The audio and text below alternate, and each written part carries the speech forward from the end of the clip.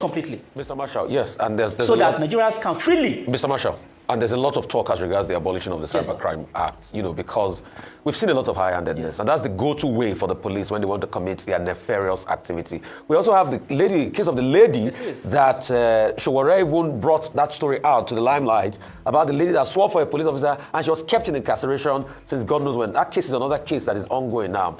But I want to ask you the logicality of the level of madness that goes on in this country. Okay. Please, maybe because a lot of people say we are mad in this country. Maybe you can make sense of the madness. How can you bring a man in for a case of a video, and now you have gone to a Cybercrime Act, and you are saying they abuse the IG, and a court in this country even accepts that in the first place, and even accepts it for hearing? What you invited Showore for was for a case of a challenging police officer, and in the video it was clearly seen when the police officer asked him to go. And now you change the matter to a Cybercrime Act based on his tweets that had been made since God knows when. And a court accepts that. Are we not living in a very draconian gulag now called Nigeria? It's quite unfortunate. And you see, I strongly believe that the courts in Nigeria are also complacent in this matter. And it's quite unfortunate that the police now has strong allies in this regards with the court system, which we're part of, unfortunately. You see, abuse or cursing is not an offense.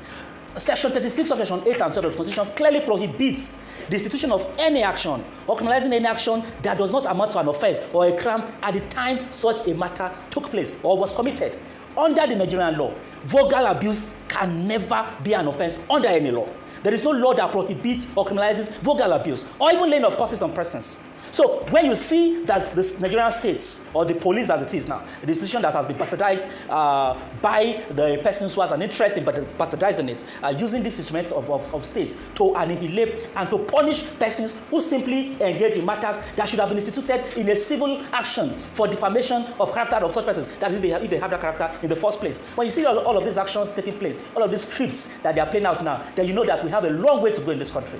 These persons are strongly bent on further desecrating and destroying the institutions of state in this country. And Nigerians have to rise up and challenge this impunity. We can no longer continue like this, where you stay in the country where the strong men, in quotes, in the country continually perpetuate themselves and use the instrument of state to oppress and to gag Nigerians.